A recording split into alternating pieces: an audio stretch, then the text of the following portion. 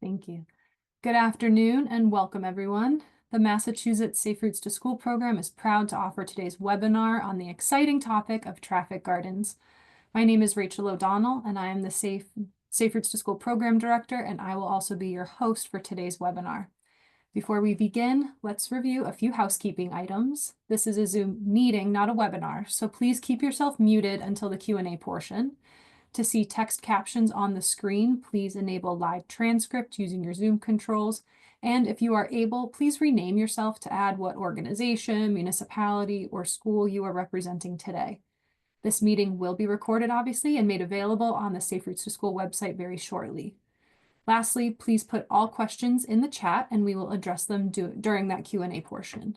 Leon, our operations manager, is available to help with any tech questions. I am also joined today by Miranda Briseno, Federal Programs Coordinator from MassDOT, and Fanula Quinn, Founder and Director of Discover Traffic Gardens. Let's review the agenda for today's webinar. First, Fanula will cover all things traffic gardens. Then we will reveal our new Massachusetts Safe Routes to School traffic garden materials. And then Miranda will talk about our traffic garden survey form and MassDOT's interest in traffic gardens. We will have time at the end to answer your questions. And right now, Leon, could you please paste a copy of the webinar slides in the chat? Thank you so much for doing that. And without further ado, please let me introduce Fanula Quinn, Director of Discover Traffic Gardens. Fanula, a civil engineer and active transportation advocate, founded Discover Traffic Gardens, which is a small business to bring traffic gardens and innovative street designs to young people. Fanula has prepared unique traffic garden guides, provided planning and design services for installations, and facilitated pop-up and temporary traffic gardens for communities and events. Through hands-on workshops, she has engaged hundreds of children in the traffic garden design process. Welcome, Fanula. Thank you so much, Rachel, and thanks to everybody for joining us here today. And what I'm going to do is to spend just over half an hour very quickly going through the world of traffic gardens. And I'll be covering a lot of little stories to try and inspire with stories from around the country. So if you want to know more, get in touch afterwards, and that would be great. So what is a traffic garden? The way I define it is as a small world of streets, usually a network of streets, that is intended for biking skills, for learning about roadway safety, and importantly, for having fun. And it's also car-free. It's intended to be a comfortable space.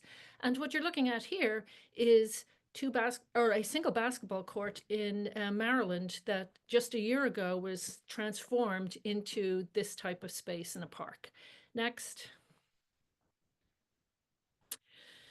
So right now, if you go to my website, you will find this interactive map that is showing all of the traffic gardens, that I have found in North America, over 330. This is an ever-growing list. I just received another one yesterday that has to be added. And you can zoom in on this and see where they are dotted throughout the continent. And you'll see that they're often grouped in areas, and then there's large parts of the country where they're not located, and we'll talk more about that. Next. And they are being used in all different ways. They really are intended as a place of learning. Like, it's nice to put a traffic garden on the ground, but much more importantly, that there are programs and ways it's going to be used. That's really where it becomes valuable. And it can be used in all different ways for different ages, adult learners, people with different needs, for different types of programs. It's a very flexible concept, so it actually can get designed to whatever the learning or fun ideas that people have. Next. And I want to pause to talk about them being as a place of play and imaginative fun, because sometimes we forget to talk about that. Young children, actually children of all ages, when they see a traffic garden, they know exactly what it's for. They know it's for them. And it's a way of learning through fun and engagement. It's really how kids learn, and how we all learn, through practice and repetition. And one thing I love about this picture is if you look at the bike rider on the right, young rider, she has a little passenger on the bike seat on the back of her bike.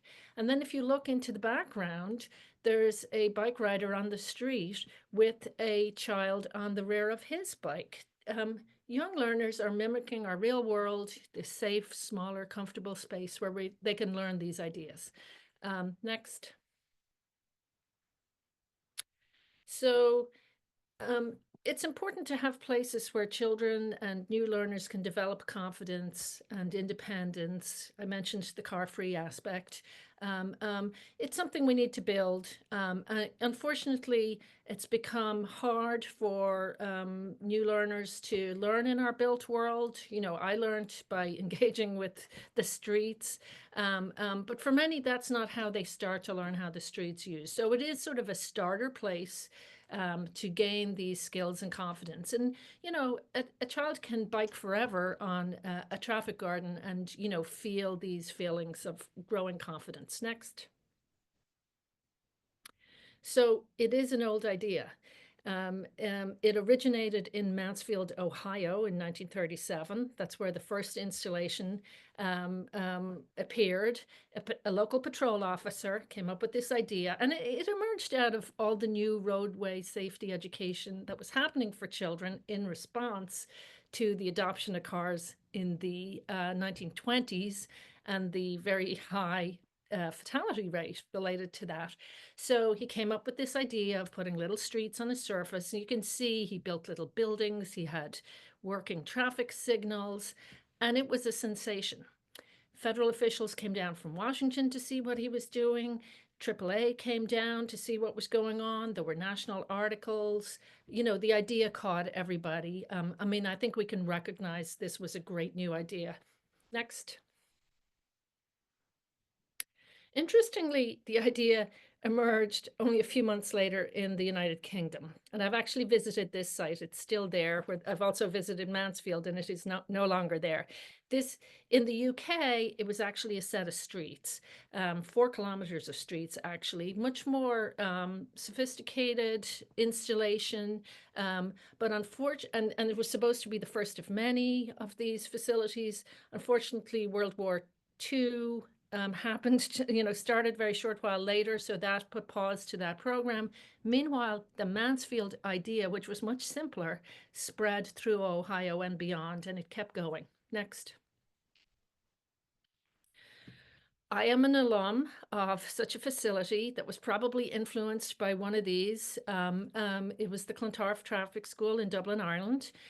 All of us Dublin school children went on a field trip to this facility. We were kids who already had full independence and use of the streets alone, but still, this was an absolutely favorite school field trip. That facility has long since closed, but all you have to do is ask anyone from my era, and they right away can talk all about their trip when there was a pedal car, bicycles, they acted as pedestrians. So the memories stick. So next. I came to the US as a newly minted engineer, and along the way, I started working in the bike and pedestrian design field. And through the course of my work, I ended up in Portsmouth, Virginia, and stumbled upon the Portsmouth Safety Town. Again, very recognizable to me, that small scale set of streets run by police officers, as my Irish facility had been, little building where they taught lessons, same as in Ireland. So I knew right away, same thing. I was like, oh, there's 2 of them. Well, that launched me on an odyssey, figuring out there were actually lots of them, but they were kind of out there operating in communities, very beloved, but unaffiliated with each other, and no broad awareness that there were these facilities all over the place. Next. And we're going to pause again for a little definition, just so we're clear what we're talking about. I've just divided these into permanent traffic garden type 1 and type 2. Type 1 is the type where it's lines and color applied on a surface. It's really the illusion of a set of streets. And, you know, we have far better, far more vibrant products than the patrol officer had back in 1937. So we can create these illusions with these materials. Type 2, the type I went to as a child, where you have the little streets, absolutely beloved by everybody who's ever been to them, but much more expensive and harder to build. We haven't really been building these since maybe the 80s is the last of them that went in. Currently, there are a few efforts to install these, but none that have gotten off the ground in at least the last 15 years that I know of. Next. And I've kind of hinted at this. We are in the midst of a traffic garden revival. It's in lots of communities all over the country. We see lots of new traffic gardens being installed every year, and lots more information about traffic gardens and lots more assistance. Next. And that revival is all focused around surface supplied traffic gardens for now. I mean, I can imagine where we might have more money and build big facilities, but for now, these are actually very straightforward to install. We have people with the skills and equipment to do this, just they haven't done this before. They're now applying those skills to doing this. You can see a couple of people in the background, and this was their first traffic garden. Next. So what caused this new interest? There was a federal document that appeared in 2009 where a group of bike and pedestrian design people went to Europe on a study trip. They wrote some case studies. One of those was about a traffic garden in Switzerland. And in their recommendations, they said, oh, we should use this type of learning for education in the US. It did not seem to recognize that we already had the safety towns, but that brought the idea into the bike and pedestrian world. And, you know, it was floating around at a time when there was a lot of excitement in that world. We had the new NACTO guides, we had all these new green bike lanes, red bus lanes. So we had those experience with those materials. And then, and people were trying to get projects off the ground. And then White Center Traffic Garden in Seattle was installed in 2015, and that was a sensation. It was 2 tennis courts. There were all these beautiful overhead images, and that really seemed to boost the idea nationally, particularly in the bike and pedestrian world. And meanwhile, Streets Films had come out actually with a couple of videos of traffic gardens in Europe. So everybody was looking at these going, oh, I would have loved that as a child. We can do that. Next. And as well as being surface applied, typically the new projects in the US are focusing on transforming existing surfaces that are already out there. We've built a lot of hard surfaces that we aren't necessarily using anymore or using well. They deteriorate over time. We move on. In this case, it was a couple of basketball courts. They built new, nicer ones down the street. This was left behind. But we have, again, the materials to repair these. You know, it costs a little bit of money, but relatively not a lot compared to actually building that hard surface in the first place. All of the value is in the dirt and the underlayers that are already there. We can restore it and have a blank canvas for a new traffic garden. And this particular location was next to Head Start. It was next to a trail. You know, we have a lot of these great sites that we're overlooking all around the place. Next. Now, I will say, there are some projects where people are building brand new sites. And, you know, often, like when you build it from scratch, like this one, which is a great one in Michigan, they built it 100 foot by 100 foot. So it really allowed them to do a really nice design. They have all sorts of learning embedded into the layout. Sometimes sites can be constrained because they're a bit narrow. But there's certainly projects like this going in. This is a park around the country. Next. We always talk like we can't take away parking, but then actually when you start talking about traffic gardens, people seem to find parking lots that are underutilized. This is at the back of a recreation center and was mostly used for food truck event annually. And, you know, I love what you can, so many things you can see here. You know, they stuck with the layout of the parking lot. They still use it occasionally. And they designed the traffic garden to all the little bays. And each of those little bays has a different lesson. And they have videos online in English and Spanish that match each of the bays where they have the lessons. So it's just showing you the flexibility when people apply to these projects. Next. Another great way we're seeing a lot of new traffic gardens is through school modernizations. In our big school systems, we have a handful of schools that are typically being rebuilt every year. And some systems, notably Washington, D.C. and Seattle, are adding traffic gardens with the modernization. Even when they're reducing the hard surface on the property, they're blending in the traffic garden with the new things that they're putting there. And some of what you can see in this picture is the loops for the basketball keys. You can see Foursquare games inside the interior of the green spaces. And they also added features like rainbow crosswalks and transit features from the community. So it's just becoming part of these new schools. Next. Sometimes they're going into very small spaces because DC is trying to put a traffic garden in every school, and not every school has a lot of space. This is really, I think, probably as small as you can go. Just to the left, there is a roundabout. So they got a roundabout on yields, they got stops, and they put that blue street bond surface that I think really makes it pop. But this is pretty small, but they were going to get that traffic garden in. Next. And again, they really are, designed in conjunction with programs. This is the same site we saw, and you can see those basketball hoops in the background. And these are fifth graders as part of their PE program, going out of the gym to use the traffic garden as part of their lessons. Next.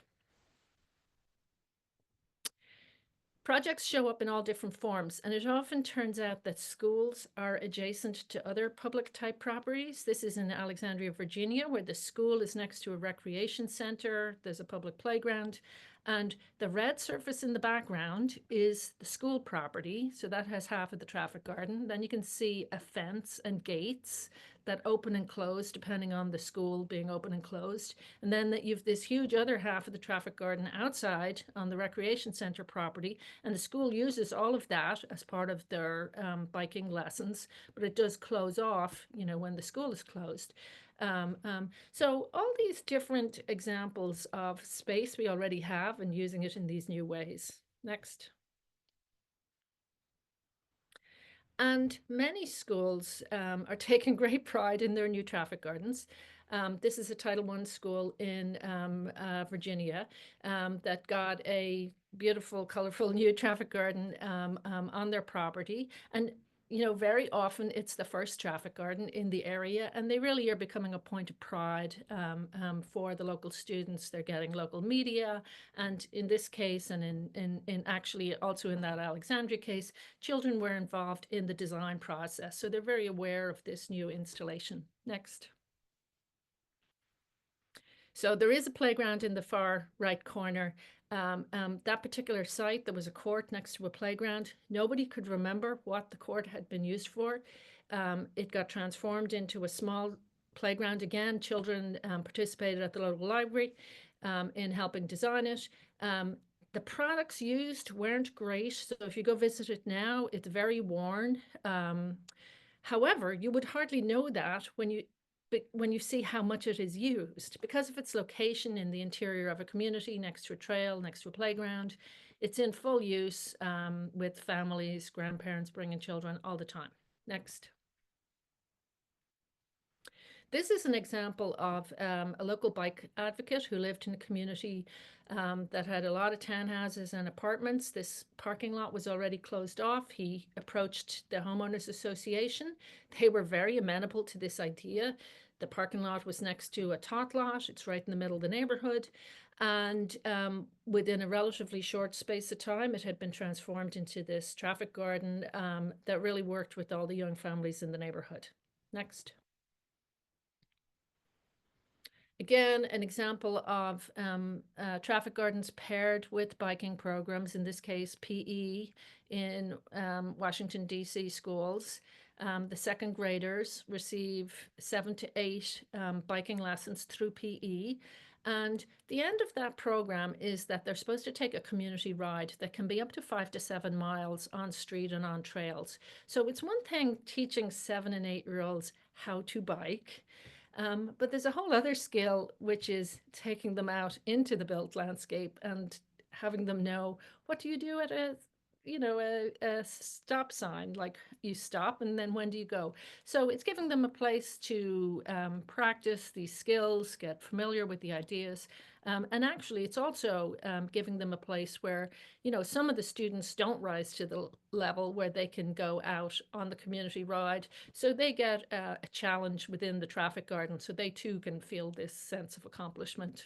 Next. They can be integrated with other features, again, because we're working with paint mostly. And it's flexible.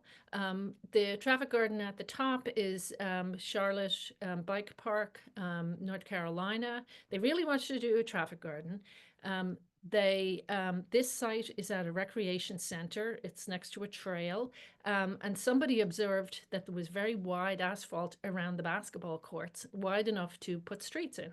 So they made that area, which was intended for adults watching or people watching the basketball games, into a set of streets, still used for basketball at some times, biking programs at other. They just joined it all up, and they have this large traffic garden. So very creative use of existing space. Some of these other examples, again, you can see games in the interior spaces. One of the traffic garden on the right at the bottom is in Florida. You can see it heading in under, the building. I've been involved in a couple of projects that go in under covered spaces. And it's really just designing with the space that you have. Next. So one of the things now, a difference between, let's say, 2015 with the White Center Traffic Garden is now there are a lot more resources to assist in projects. Like back in 2015, that traffic garden was being created from scratch with existing skills. There's no need to do that now, in that there's a lot more help that help people get projects organized and off the ground. It's still a project. It's still always a lot of work to get a project done, but you're not starting from scratch. Lots of information about materials and all sorts of different things that you would need in this type of project. Next. I think every single traffic garden project I've seen has been a team effort. We have all sorts of relationships built within the community between organizations and public officials who are all interested in these same different aspects of these same topics, and they are coming together to make these projects happen. Next. They're drawn from, the school system, the park system, people with roles involving children, people involved in the health field, researchers, people with practical skills like public works, and they all bring something different to the table. Like some of them, like, oh, I own a site you can use, and, I can design programs to go. So they're very much these group type projects that end up being a very visible leave behind of the effort. Next. People are also being creative in how they fund their projects. And again, they're receiving funds through different sources, whether it's health related, roadway safety, transportation, foundations, organizations that are just interested in these types of topics. And now we've had a lot of people go out, get funding for traffic gardens, and they've really opened the funding up for people coming in behind them with the projects. And usually people are combining this with some other funds that they find locally or they find from someone else. Next. Near and dear to my heart is going beyond the sort of biking skills and the roadway safety education. It's using the traffic garden as an opportunity to introduce ideas about how do we design our streets, how do we design our traffic networks, And because a traffic garden is sort of a small closed world, and because it's intended for children, it's actually a great way to introduce what are actually very big ideas about design to kids. So now there are activities, STEM activities tied to traffic gardens also. Next. And it can operate at all different levels. I find that the same activities presented in a different way to older students, they too are interested, and frequently they have had no exposure to these topics and they have a lot of opinions on them too. Next. And I've mentioned that children are being invited into the design process, through guided structures programs. And if we do introduce them, we need to take their input seriously and, incorporate it in some way into the design and have them see how they influenced the project. Next. Installers have been developing experience in the area. Often the installers come from the roadway striping world, parking lot striping world, but they also can come from the court world, which is slightly different, or they may come from the mural art world. They all have the ability and skills. They may do it in a different way. Once they've done a single traffic garden, it's great if they get more traffic gardens. They develop great skills, and it's very helpful for the community. Next. There are other features just to make the traffic garden come to life. There's some portable signs or installed signs. It adds the 3D element to what are essentially these flat worlds. I should have pointed out, like most of the traffic gardens do have traffic signs stenciled on them, so they can still be used even when these signs aren't in place. But then you take the signs out, put them in place, and it adds a whole other dimension. Next. Many traffic gardens have these wonderful welcome signs. What I love about these is they're showing, what is on the surface, because it's hard to kind of take it all in visually. And they're also explaining how to use it. The Castle Rock has all these little lessons embedded into that sign, and they're acknowledging the partners and people who've worked on the projects. Next. There are now professional grade stencils available that are sized for traffic gardens. That's taken a lot of the work out of doing these projects. It's almost $1,000 to get a full set, but they last forever, can be used in multiple traffic gardens. They can be rented out, loaned out, and are useful for maintenance also. Next. Just having a ribbon cutting is the best day of the project. And when I look at this picture, I see at the time the head of Safe Routes to School nationally. I see someone from the mayor's office. I see researchers. I see the principal. I see the head of PE. I see designers, and I see biking organizations and local children. Everybody coming together to this very visible, happy community project. Next. And just ribbon cuttings, they're great. They're great to keep you going in the traffic garden to look forward to. And they're inclined to get a lot of media because, again, it's a very visible type of project that people in the community really like to see happen. Next. Other things are happening in traffic gardens now that they're becoming more common again. And one of the really exciting areas is efforts around adaptive equipment. And, we have a lot of those programs out there, and they're starting to be paired to traffic gardens. And traffic gardens may lend themselves to this type of learning. So that's an exciting emerging area. Next. Another exciting emerging aspect is research. We really didn't have research about these facilities. They were all just kind of out there. People loved them, but we didn't really know how effective they were. Now, because we've kind of gathered them under a single term, we're able to start looking at them. Penn State took all that map information from the North American map, got in touch with everybody, conducted detailed interviews with some of the people who responded. And that research is going to be published shortly. And this creates a basis where we can start to really look closely at what's going on here. So that's an extremely exciting area right now. Next. So I'm going to wrap up there. This is how you find me and reach me. And best of luck to anyone who's taking on a traffic garden project. And I'll be, of course, around for questions later. Great. Thank you so much, Fanula, for all of that great information on traffic gardens. We really appreciate it. So this year, our team worked with Discover Traffic Gardens in Fanula to develop a new traffic garden flyer. So that's one page front and back, and a more robust digital toolkit. So both of these resources will be available on our website under the new traffic garden section of our engineering page. So you can see the URL is on the screen here.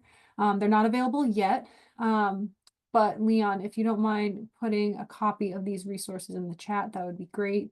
The flyer can help spread the word on what traffic gardens are, and the toolkit can help provide communities the tools and information they need to design and build their own traffic garden. But right now, I'd like to pass things over to Miranda, who is definitely a familiar face to you all by now, to talk about MassDOT's interest in helping communities with their traffic garden efforts. So Miranda, take it away. Thanks, Rachel, and good afternoon, everybody. Just a shout out to George Mason University. That's my undergrad. Thanks for that highlight, Fanula.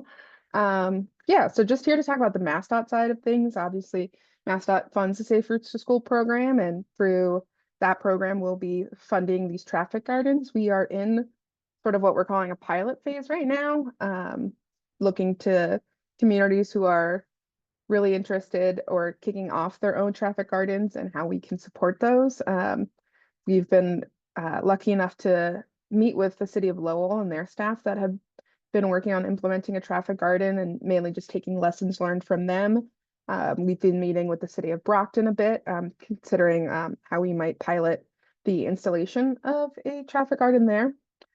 So one thing we are launching is a survey, just because we need to categorize and sort of, take into account like what sort of varying needs do you all have from the municipality or community partner standpoint.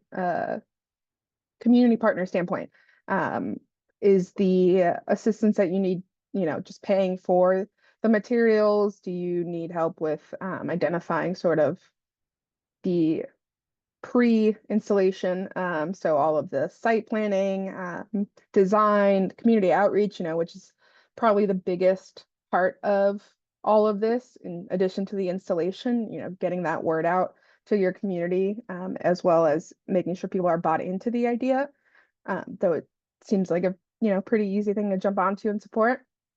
So if you are serious about moving forward with installing a traffic garden, please consider filling out that survey. And I know Leon will post the link in the chat if you didn't already, and let us know. The more information, the better. Let us know, how we could help, and any specifics that MassDOT should consider when we're putting together how this program should look. When you're thinking some like big picture things to think about, site-wise, because we're funding this program with federal money, the site needs to be publicly accessible after school hours. So for example, the city of Lowell has chosen locations around city parks. The city of Brockton potential site is accessible to school students or staff after hours. And some of the, other big things with funding is the easiest way for MassDOT to support these projects is through just the purchase of materials. If you're able to somehow do installation or work with your own contractors on installation, that makes it easy on us to fund. But obviously, we want to find a way to fund any and all that we can within our budget across the state, however that looks. And like I said, we're in a pilot period, so right now, the more information we can get from you on what works for you, what doesn't work for you, how you want to be supported from MassDOT, from the Safe Routes program, will help us better put together how we want to do this in the future. And I know I see a lot of our regional partners on the call as well. So you might not be here on behalf of the municipality, but anything that you can offer in terms of support or you want to see, please feel free to fill out the survey as well. Yeah, I'll throw it back to Rachel. Great, thanks, Miranda. And if you don't get a chance to fill out that traffic garden form today, it is available on that traffic garden section in the engineering page of our website. But before we get into the Q&A portion of today's webinar, I do want to let you know about a few upcoming Safe Routes to School events. We have a packed second half of the school year, so if you'd like to get more involved in the program as a whole, please reach out to us and we can connect you with your outreach coordinator. We actually have an outreach coordinator page where you can connect with them directly, and I think Leon is putting that in the chat right now. But yeah, these are all of our upcoming events through April. And please make sure to follow and like us on social media for the most up-to-date news and resources. We also have a Massachusetts specific listserv that you can join where you can ask questions to each other. It's really a resource for Safe Routes champions to talk amongst themselves. And then we also have e-blasts and newsletters that you can subscribe to where you can get up-to-date information as well of the Safe Routes to School program. And I just once again, thank you everyone for joining us today. The recording of this webinar will be available on our website very shortly. But in the meantime, Leon, could you please paste the PDF of the slides one more time if people couldn't catch that in the beginning? But with that, I would like to open things up for Q&A. Please place your questions either in the chat or you can actually raise your hand and come off mute to ask a question. If you do think your question requires more in-depth discussion, please feel free to ask those questions via email or after the webinar's over. But yeah, Maggie, are there any questions in the chat? Yep. So Kara Oberg asked, has there been any traffic gardens that incorporate Green Street's infrastructure or GSI to increase the permeable surface? More question? Sure, sure. So far, a lot of the projects in this sort of new wave, let's call it the new wave traffic gardens, have had relatively low budgets, and they've been pretty straightforward, just applying lines to a surface and color. However, as this field matures, you're seeing other things start to happen. And there were already projects out there where people were doing things. And there's a great example out in California, the Jeff Seymour Family Center Park Bike Campus, where they did really interesting work with cutting out the asphalt, the existing asphalt, and making all these rain gardens and applying different materials to the surface. And in Milwaukee, when Milwaukee started their traffic garden program, the first few projects were funded through a green infrastructure redo of the school playgrounds. However, and I didn't mention Milwaukee then took off and just added traffic gardens to every single school playground. So those were just striping. So that's 85 traffic gardens now in Milwaukee, but it originated with this. And you're seeing other places, particularly where the school modernization, you're seeing more interesting kind of arrangements of the traffic garden and the infrastructure and the surfaces. So yeah, you're seeing things, and as more funding is available and as more examples are out there and as more people realize the possibilities, I think we'll see a whole lot more. Maggie, maybe we'll do one more from the chat and then we can take Susan's question. Yeah, we also got a question about the toolkit and the flyer, asking if they'll be available in other languages, specifically Spanish and Portuguese. We can look into maybe the flyer being in multiple languages, but I'm not sure about the toolkit, but we can look into that. Susan, you can go ahead and come off mute. Hi, thank you very much for this. Very interesting. I was curious when I was looking at the form on the Safe Routes interest form, it mentions temporary installations, semi-permanent, and then of course the permanent ones. I was wondering if you could explain a little bit more about the semi-permanent and like how semi is that and what exactly is being used to create those surfaces. Thank you. Shall I take that? Sure. You know, as a lot of people have been doing different projects and people have been doing them in different ways, it's been necessary to set up categories for what they're doing. And really these emerged during the semi-permanent emerged during COVID. as people were doing things in like school bus loops and, you know, facilities that were not being used during that time. They wanted a traffic garden during that time that would go away. So the primary product that has been used for those is marking paint. And marking paint is that paint that you see on the streets, you know, when the utility company comes through and they leave all these different marks in different colors and they're all there. And then a few months later, you notice they're gone. That is how people have been doing semi-permanent traffic gardens. The bulk of the work is in the marking and measuring and the layout of the traffic garden. So what some people are doing is once the semi-permanent traffic garden is on the ground, you know, they've used this low-cost marking paint. They like it. It's still in use. People say, you know, oh, you can keep it a bit longer, whoever's given them permission to use the site. They're going back in and repainting again with the semi-permanent paint because it's a lot easier to paint it the second time than the first time. And, you know, there's equipment that you can buy from Home Depot, like walk behind sprayers, where you just put this spray paint, marking paint in, and you just walk around and do this painting. So that's how people, there are some other ways, but that's the primary way people have been doing the semi-permanent traffic gardens. Now, also, how long that paint stays on the ground seems to vary greatly. So for some people, it's stayed like more than a year, and it's very hard to figure out how long it's going to stay. So it needs to be a kind of situation where you do have permission to use it, and the understanding is that you don't quite know when the paint will go away. But yeah, people are doing these are actually at very low cost on large sites. Thank you. Great question, Susan. Thank you. We'll take Viviana's question and then we'll go back to the chat. Good morning, everyone. I have two questions.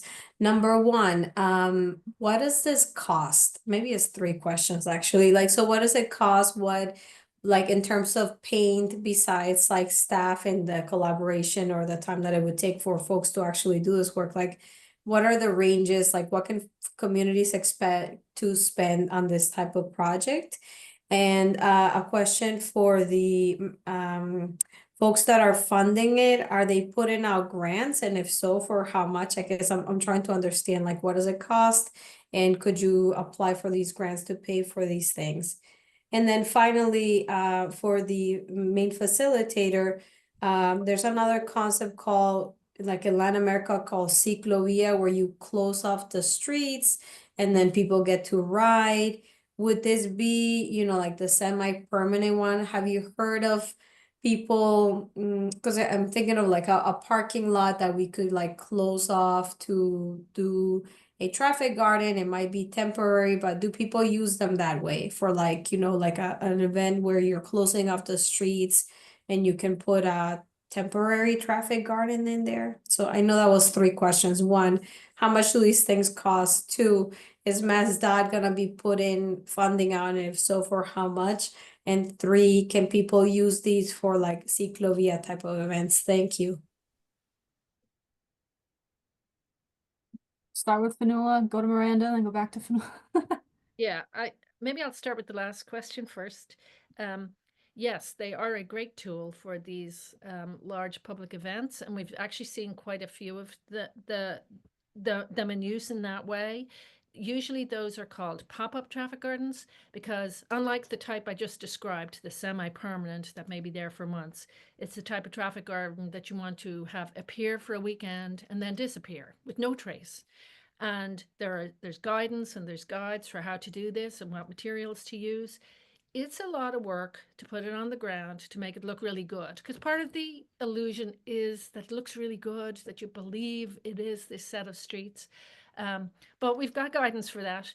And I've been directly involved in a whole bunch of those, specifically in connection with Open Streets DC, where we would, you know, like Georgia Avenue is closed, we put a traffic garden on the street. And in fact, one of my photos was from that, the one with the children, with the girl with the baby on the back of her bike. That was from one of these events.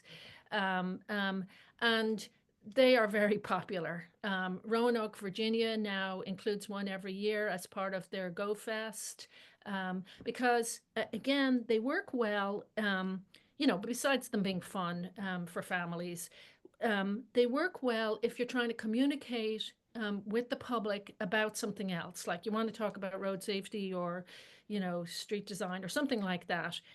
Causes families to stop, their children engage in this, and you have tables set up with what you want to talk about. And they are very popular in that setting. They usually involve a lot of volunteer assistance to get them set up. So it really has to have a purpose, but yeah, they're very popular. What does it cost? I can give it depends. Again, in the flexibility is the difference in cost also. You know, if you apply less color, it's cheaper. A lot of people are designing them to the grant amount that they got. Let's say they got 25,000, then that's what that's the amount they're spending on the installation. If they get more money, they do more. They're also saving in various ways, including, let's say, having their public works department do the marking and measuring and striping. So there is a big range, but they're going, you know, permanent installations are going in at a huge range of costs from 10,000 to 25,000, 40,000 and more, just depending. And the end result, you know, will be different based on cost, but also creative use of funding and existing resources helps also. So can I hand it over there? There was another question in there about the funding. Yeah, Miranda, I think this will be Yes. a new question. Yeah. Yeah, so like I said, we're in a pilot program, and like Fanula said, these costs range on type of traffic garden. And so because we're in this sort of pilot period, we are kind of flexible on what the MassDOT support looks like, in terms of, you know, what is the need for the specific community that is looking for help. So it can vary from, you know, are we going to work with you all to figure out like how we can support the design process, or site planning, or are we just going to help with the actual like materials and preparation of the site, as well, or include install as well.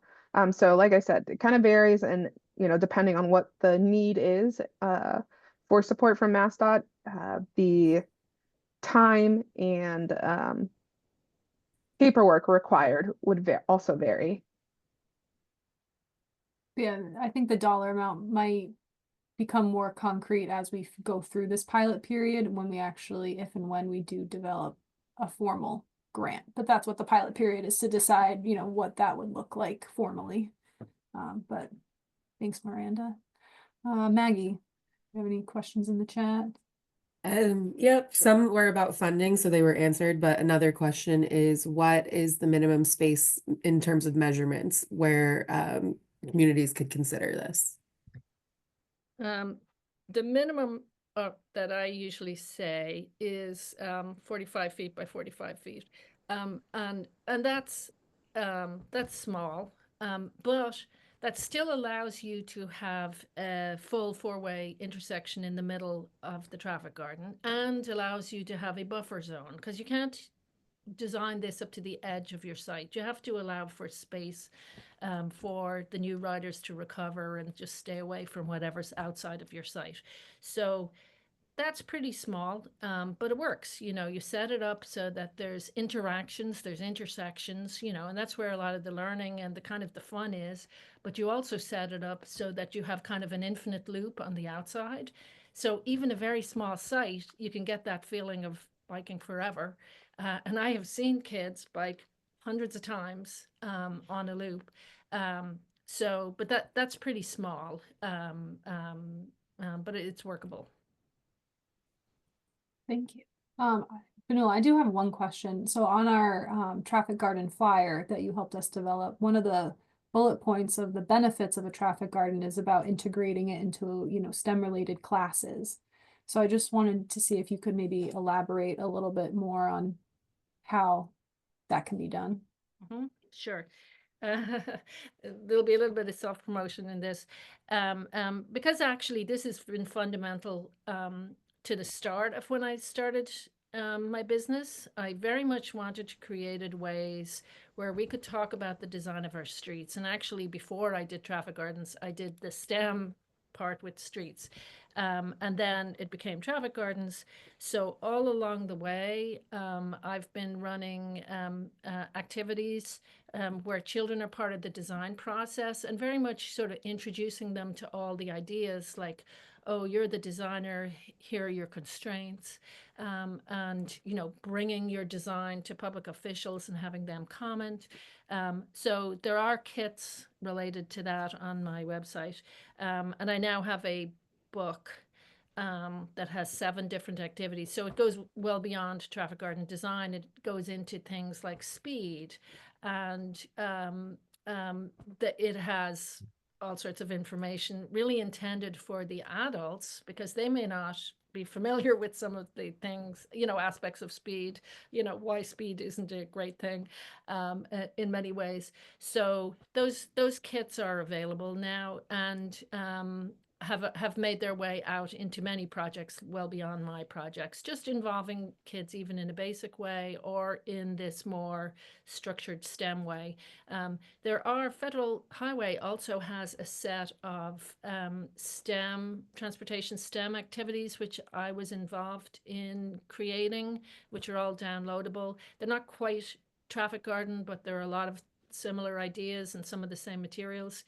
So those are out there. And I do find the pairing works really well, just because it's a familiar world for kids. And, you know, you can introduce all these other things we're trying to talk about, like all the different types of users and how would you use it if, you know, in different scenarios. So that's kind of where we are with that right now. Great, awesome, thank you. I think we have about 10 minutes left. So Maggie, let's keep going with some of the chat questions. Well, someone asked for us to republish the website on the chat with the kits for STEM activities. So I think Leon can maybe post the materials again. As far as other questions, we have one that's not necessarily about traffic gardens, but it might be worth just explaining. We had, let me find it. Someone asked why the spring webinar and Car Free Campus Day are on the same day. School vacation week scheduling, that just happened. It was totally by happenstance. No rhyme or reason. It was just April vacation is, I think, a little different week-wise this year, so. Other than that, I think that's pretty much it for questions from the chat. Okay, great. I know, you know, we have the traffic garden section of our website that, you know, we're going to be updating. And then, Fionnuala, do you mind just saying what your website is one more time? Is it? Sure, it's trafficgardens.com. You can sign up for my newsletter that comes out about every 2 months, and it's really a good way to just stay up on all things traffic gardens because that's all I write about. But it is sort of the up-to-date news, and you can see what other people are doing. And I will also say, I mentioned the map that's on the website, and you can use that. I use it this way, which is when I'm traveling, I go on the map, see what's close by, and I invite myself on little field trips to see these facilities that are dotted around the country. So it's really interesting going to visit sites. They've all been created differently, and I use that as part of my travel all the time. And I have heard other people use them, and people have used them also if they're introducing the idea to their community. NTSB has a traffic garden video that's only a minute or so long that is very useful explainer. So there's a lot of resources out there. If you're bringing this idea back to your community, the resources have now been made to help you do that because often you're the person bringing this idea out. And anyone, if they have any questions, just get in touch. Thank you. Miranda, do you have any final thoughts or? Not just, you know, encourage folks to fill out the survey, whether or not you're representing a municipality, a community organization, regional partner. The more information we have from our various stakeholders will really help us shape the program as we, you know, look to create something permanent and outside of this pilot phase. Yeah. Probably keep the survey open, for a couple weeks, maybe close it, before February vacation. So again, if you don't have time today, it will be available on the Safe Routes website. Go ahead, Vanilla. Sorry, a correction. I said NTSB and I should have said NHTSA. That sometimes happens, has the video, and I'm just going to pop it in the chat here. Great. So just sorry, small correction. All good, thank you. Maggie, can you just do one more chat check? See if there's any other questions. I don't see any new ones. All right, great. Well, if there's no more questions, we do hope you have a great rest of your day, and thank you again so much for joining us. Talk soon.